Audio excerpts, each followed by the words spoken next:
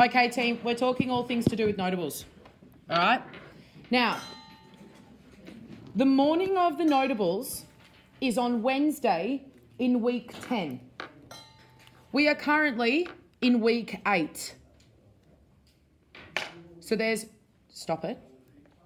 There are 2 weeks until your notables needs to be up and ready for presentation. I'm hazarding a guess and saying that a few of us are not there. I might even hazard a guess and say that a few of us are quite a long way from there. Now, that's no problem. You guys have managed this however you wanted to manage it. But I'm here to tell you now that today is the only lesson you're going to have on notables this week. Next week, you'll get 100 minutes. And then the Tuesday, the day before notables, it will be the only thing we're doing in English that day. So it's 150 minutes. Because the morning of the notables starts at 8 a.m. Because from 8 until 9, that's when parents and family members and all of that can come in and visit. Which means that you'll be turning up at school at 7:30, 7:45 to get yourself prepped and ready to go. So ideally, would you all agree that having your booth all set up on Tuesday afternoon is probably the best thing for us? Yeah. Right. No, up here. We're in here. So, with all of that in mind, I'm going to spend 10 minutes now going over a few things that I think a lot of you may have forgotten. Hence why you're all sitting there with a piece of paper and a pencil. I've got it, Sophie, if you want to write something down. I've just realised that it's a bit of a bore for you. Piece of paper and a pencil, and I would suggest that you start writing down things that perhaps you've forgotten, or you add some things to your to-do list. So I'm on Google Classroom, and under the week 10, you've got these 2 documents. These 2 documents are not new. They've been around since the very beginning. If I click on the biography checklist, the expectation is that every single one of these questions are answered. Every single one. Now, the only slight exception to that would be section F, because life at the moment is a bit difficult if you're dead. However, a lot of people I know have answered these questions, even if their person is no longer living, because they've spoken about certain commemorations that have then been left in their wake, certain family members who are carrying on their legacy, etc., etc. I'm going to do questions at the end. Now, as for all of these questions, I do not expect one-word answers. There needs to be a certain level of prose about it, and what I mean by that is full sentences. Do I expect a whole bibliography that's 10 pages long and a bit dull to work your way through? No. But do I expect that level of detail? Absolutely. I'm going to say this again so you're all clear. Every single question must be answered. F being the only caveat to that. Okay, are we clear? So if you're sitting there thinking, do you know what, I'm a little light on for the old research part of things, make a note to yourself, get started. Yep. I'm with you, a person like me who just wrote down research in a book. Needs to be written up. So, they can have it. It needs to be written down. No, it doesn't have to be written in here, but it needs to be, your notes can't be put on your booth. No, I thought, the written up, the text. We write up the text here. I'm doing that, but do we have to answer those questions? Every single one of these questions must be answered in your text. So if I'm reading it, okay, I need to be able to answer all of these questions in your text. Yes. Does it have to be a biography, or can you just write it in a book? No, that's fine. If you almost think of it as like a reading comprehension thing, yeah, guys. If these were the questions that I had in a reading comprehension test, I could then look at your text and all of them could be answered. Yes. What if ECOM doesn't allow you to answer the question, for a question because where did they die or something? It doesn't say. The place where blank the place of death for blank is highly conjectured. However, some suggestions are. Mieta. Do we have to write it from third person? No, third person. Like you're a narrator. Yep. So could we just do say C, which that in a paragraph. Yep. And that's what a lot of people have decided to do, is just take section A, make that one paragraph, section B, that's another paragraph. And that's a clever way of doing it, I think. I think it makes sense. There's somebody in the other class, I'm purposely not using names because I'm filming, who's done like a timeline, and then they've put these pieces of information like along a timeline. That's how they've decided to present it. Okay, yes. There's a section in this if the person's dead. Mm-hmm. If the person's still alive, do we have to answer that? No, I mean, it's not relevant, is it? Yeah. Yeah, good point. Okay, so let's then draw our attention back to here, where there's this document, Morning of the Notables, which was given to you at the very beginning, and it looks like this. Okay? Get your pencils out, because I think a few of these things might surprise you. We've gone through all of this. Here we go. Let's go over this. This project will require you to complete in-depth research and will involve accumulating material from a variety of sources. Don't think that a copy and paste from Wikipedia is going to be okay. Your research will culminate in a special morning to which all families, other students and teachers are invited. On the morning, you'll create an information booth to showcase your notable. Dressed as your notable, guests will have the opportunity to ask you questions about your life and accomplishments. A vast majority of this project is completed at home until week 8. To meet the requirements, you will need to manage your time and communicate with your teacher in advance about any obstacles. Now, I haven't heard anything, so I'm guessing it's all going fine. Let's move down to here. There are 3 parts to your project that are so in terms of the final products, I suppose. The first part is your biographical research. And this Facebook page that we've alluded to here is your La Vie de, is that right? Etc., etc. All sources must be included in a bibliography. So everywhere you found your information, you need to tell me where you found it. That was in this brief from the very beginning. So if you've already done all your research and you don't know where it is, go find it. Yes? Are you allowed to write Safari? No, because that's not a source. A source is a website, a book, anything. Copied and pasted website's fine. The link, not a Google search, the actual page. So if I say, oh, blank, where did you find this? Oh, this website, and I click on that website and I find it. Yes. Throughout, so we have to attach it with our poster. We just put like a sheet of paper and just write all the details. Yep, right. All of them just go bang, bang, bang, bang, and you can even stick it on the other side of your booth. So then it's not part of your display. Okay? Yes. What would you say if it's like, you know how sometimes if you look something up and there's no website, like on the Google page, it just directly says it? Like, what would you say? Click on that on the Google page and it will take you to the website that it's been cited. Okay, so FYI. That proved to be the first website then. Booth design. You will need to create an outline of materials that you need. You guys, that's all fine. The most engaging and thorough representation of a person's time and place in history. Please see attached the display checklist, which we're going to do in a tick. And then the morning of, you guys will be dressed up. So point of note there, if you haven't sorted your costume, maybe that's on your to-do list. Now let's turn our attention to the booth display list.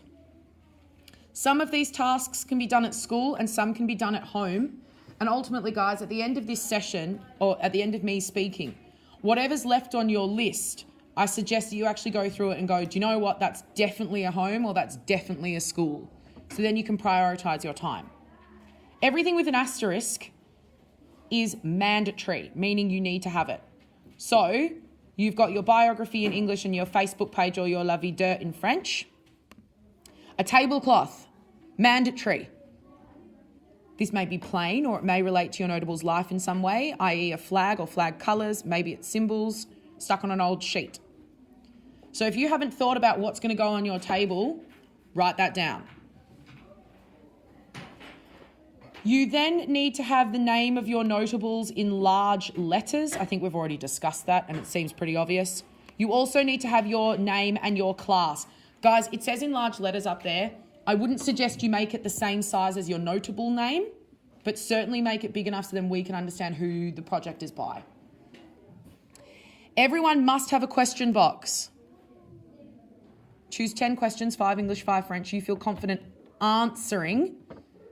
So then when somebody comes over and visits your display, they pick a question out of the booth and they ask you and you can actually answer it. 10. 5 Français, 5 English. Costume, that's all good. Now this personality box thing here, where there's the asterisk, it says that you need to have a box where you've got all of the notables, kind of like personal items or symbols or things like that. I'm changing this slightly. I don't expect you guys to have a shoebox with 10 different little figurines of things to represent your person's life. My expectation, I think you guys know this already, is that you include various pictures and visuals and maybe even like objects that represent your notable's life.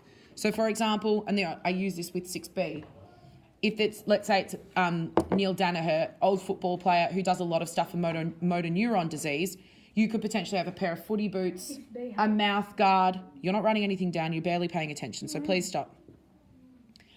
Mouth guard, footy boots. You might then have a little paragraph on what motor neuron disease is. Okay, you'll probably have a lot of pictures of him. So my expectation is that as part of your presentation, you're going to have a lot of those kind of things that I think it's this, symbolic items that represent your notable's life.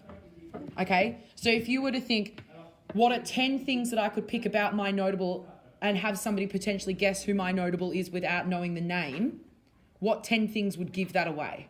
It's probably a good way of thinking about it. Now, quotes, I love quotes, and I think that it's a brilliant way to weave them in, but they're not essential. Timeline, I also think that's a fantastic option. I don't think business cards are actually the most effective thing.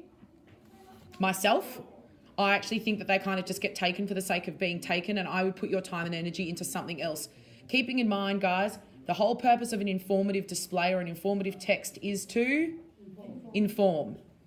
And I think a business card just simply with a name and a title is nowhere near as effective as a timeline or a quotation or symbols. Pictures of the notables, definitely necessary. And guys, I would think about pictures of them in different, either different stages of life. So like as a child, teenager, older, whatever, or in different roles, in different environments. Don't give me the same picture over and over and over again. Capiche? A model. So if your notable invented something, you could potentially make a model. I quite like the idea of that. Hugo, I can't say names, in the other class, and I were talking about Leonardo da Vinci and how he might think that, he was thinking that as a model and kind of as an activity as well, he'd get, you know those dot-to-dot drawings? So he was thinking of getting a dot-to-dot of the Mona Lisa. And so people who came to his store could do the dot-to-dot or something like that. Which brings me to activities. So at your store, if you want somebody to come along and kind of engage with it, maybe you think of some way that you can have some form of interactive something rather. Whether it be a word search or a quiz or a colouring in. You could do a colour by numbers. You could do a dot-to-dot.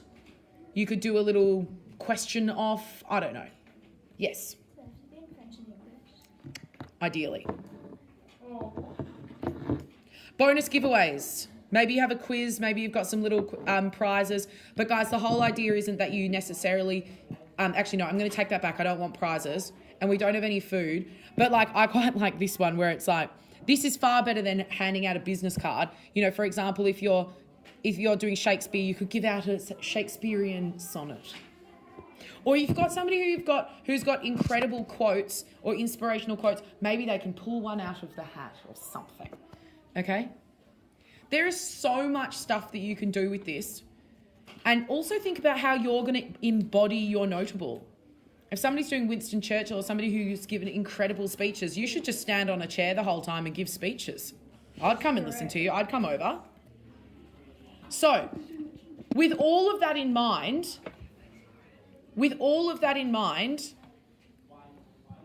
have 2 weeks to be ready. And it actually is 2 weeks almost to the day because in 2 weeks it will be Monday, obviously. And then you guys will be coming in on Tuesday with all of your notable stuff to then work on it in the first 100 minutes of the day and then to set it up in the last 50. So in all seriousness, in 2 weeks it has to be done. Is downstairs a library? Yep. Yep. So you've got from now until lunchtime to work on your notables.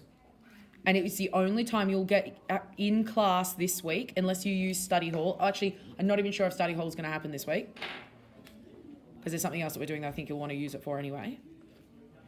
And then next week you'll have 100 minutes. I'm yet to determine when. Hands up if you do not have cardboard for your booth. Straight up so I can actually see arms. 4 of you. I've got a massive piece of cardboard down the front. We might be able to carve that up into 4 pieces, so then you've actually got it. You're getting some. Okay, no problems. So the rest of you, we can do that. So, in short, sorry, I'll get your question in a tick, Tom. In short, you should all have a wonderfully long list of things that you need to do. Don't panic. There's still a lot of time, but I could not recommend enough you making a very, very detailed list and then going, on Tuesday, I'm going to do this. On Thursday, I'm going to do this. On next weekend, I'm going to do this. Because, guys, if you don't start tracking your time, you will not get this finished. Both these documents are available on Google Classroom, so you can access that now. This is your brain break as well. I'm going to leave you be for the next 50 minutes. You may help yourself to any coloured paper. Evan, you may help yourself to any coloured paper you want. You can take some home as well. I just don't want any waste. No printing. If you need to print things off, you can do it at school, but what I want you to do is collate them and put them all into one document, and then we're going to print it all off in one hit. So we are not wasting A, colour printing, and B, paper. Capiche? Are we all clear with that? I'm sorry I spoke for quite a long time. If you've got any questions, of course, come and ask me. Off you go.